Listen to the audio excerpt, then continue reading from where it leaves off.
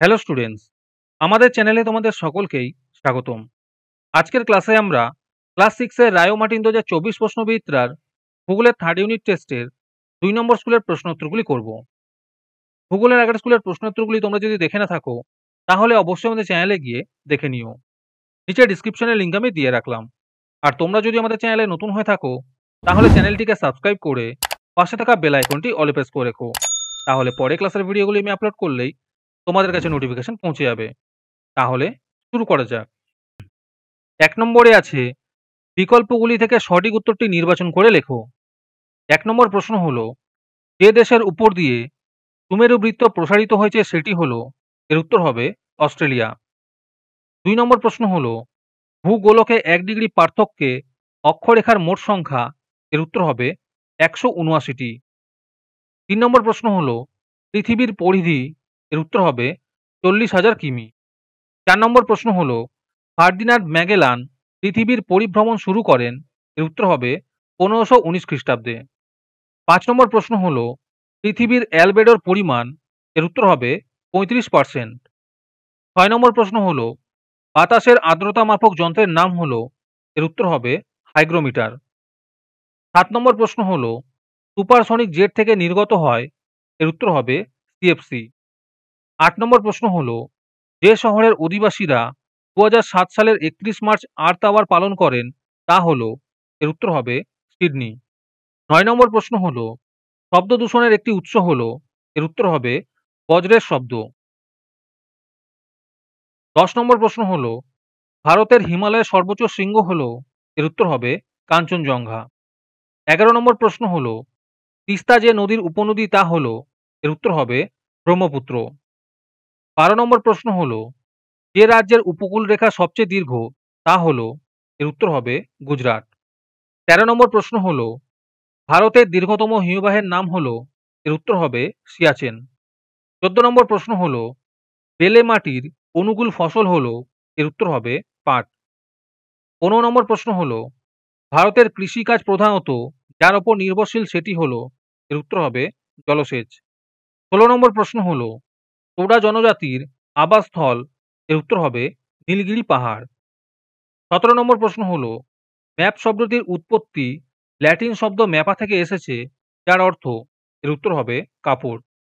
18 নম্বর প্রশ্ন হলো, মানচিত্রের দূরত্ব বাস্তব দূরত্বের মধ্যে অনুপাত যদি 5 সেন্টিমিটার যদি 25 কিলোমিটার হয় তবে মানচিত্রটির স্কেল হবে, এর উত্তর হবে 1 সেন্টিমিটার সমান সমান 5 কিলোমিটার। তারপরে 2 নম্বরে আছে সত্য অথবা মিথ্যা নির্ণয় করো। 1 নম্বর প্রশ্ন হলো, শীতের দেশে বিশেষ ধরনের কাঁচের ঘরে শাকসবজির চাষ করা হয়, এটি সত্য হবে। 2 নম্বর প্রশ্ন হলো, মানচিত্রের প্রথম বই প্রকাশ করেন অ্যাটলাস, এটি সত্য হবে। 3 নম্বর প্রশ্ন হলো, কফি চাষে অসম রাজ্য এগিয়ে আছে, এটি মিথ্যা হবে। 4 নম্বর প্রশ্ন হলো, পৃথিবী থেকে সূর্য এবং অন্যান্য তারাদের সবার আগে পূর্ব আকাশে দেখা যায়, এটি মিথ্যা হবে। 5 নম্বর প্রশ্ন হলো, কালো মাটিতে পাট চাষ ভালো হয়, এটি মিথ্যা হবে। তারপরে 3 নম্বরে আছে তো শব্দ বসিয়ে শূন্যস্থান পূরণ করো, যে কোনো 4টি করতে বলেছে। 1 নম্বরে আছে ড্যাশ এককে শব্দের তীব্রতা মাপা হয়, এর উত্তর হবে ডেসিবেল এককে। 2 নম্বর প্রশ্ন হলো, সবকটি দ্রাঘিমা রেখা ড্যাশ ডিগ্রি কোণে অক্ষরেখাগুলিকে ছেদ করে, এর উত্তর হবে 90 ডিগ্রি কোণে।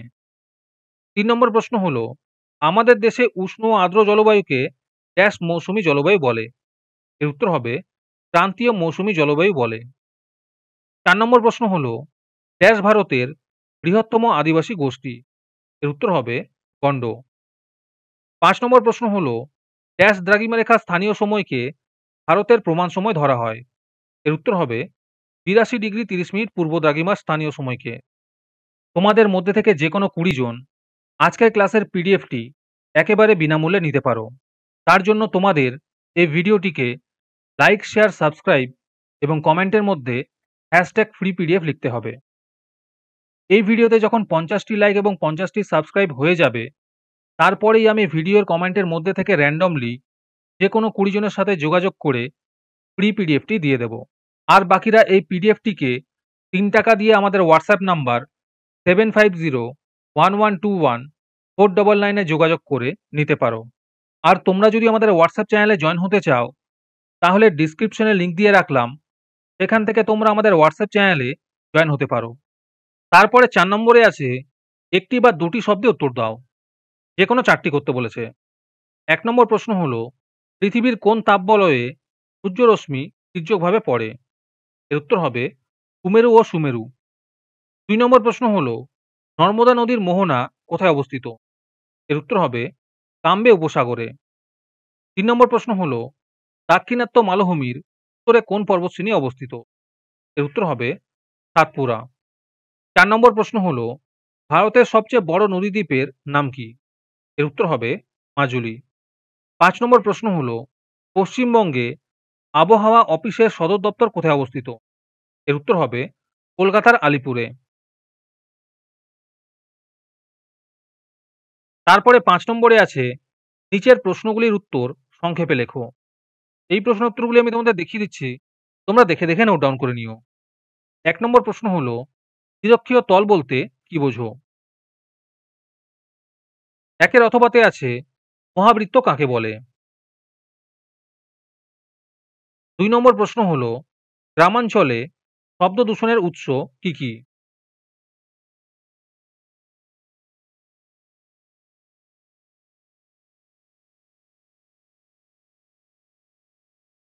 ২ এর অথবাতে আছে, মানুষের শরীরে শব্দ দূষণের কি প্রভাব পড়ে?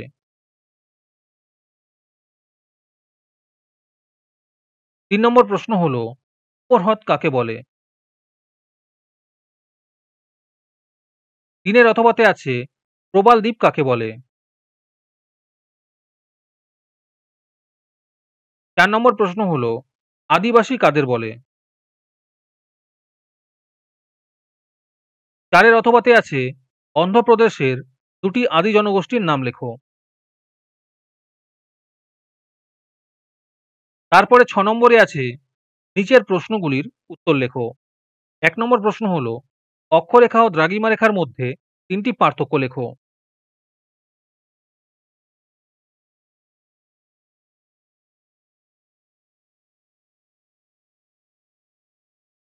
১ এর অথবাতে আছে, নিরক্ষরেখা ছাড়া পৃথিবীর অন্যান্য বিশেষ অক্ষরেখার নাম কি কি? ২ নম্বর প্রশ্ন হলো, পৃথিবীতে দিন-রাত্রি কিভাবে সংগঠিত হয়?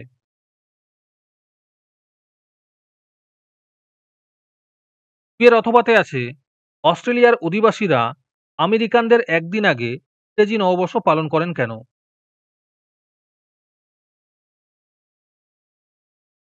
৩ নম্বর প্রশ্ন হলো, বায়ু দূষণের ৩টি কারণ লেখো।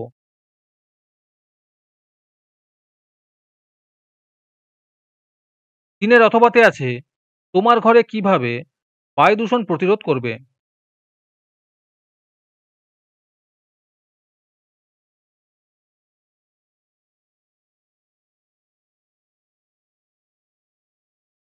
চার নম্বর প্রশ্ন হলো, বিভিন্ন ধরনের মানচিত্র কি?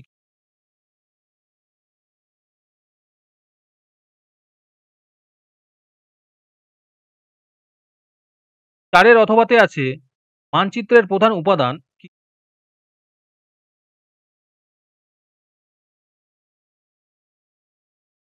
তারপরে ৭ নম্বরে আছে, নিচের প্রশ্নগুলির উত্তর দাও। ১ নম্বর প্রশ্ন হলো, বায়ুর তাপমাত্রা পৃথিবীর সব জায়গায় একরকম হয় না কেন?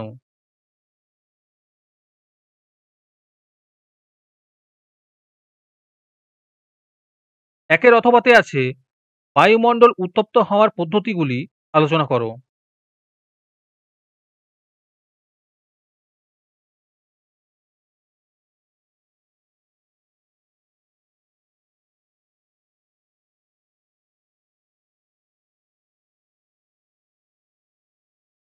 ভারতের উত্তরের নদী গঠিত সমভূমির ভূপ্রকৃতির বর্ণনা দাও।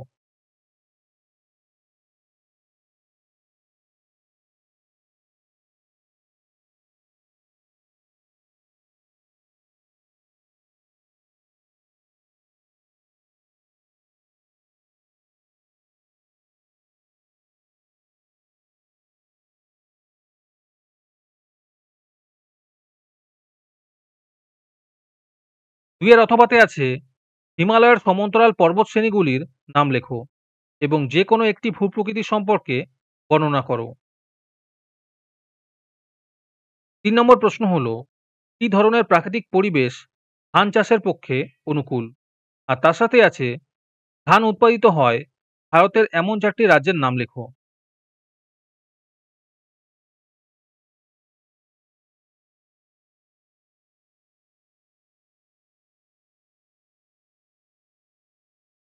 ৩ এর অথবাতে আছে ভারতে উৎপাদিত ফসলের শ্রেণীবিভাগ করো এবং উদাহরণ দাও।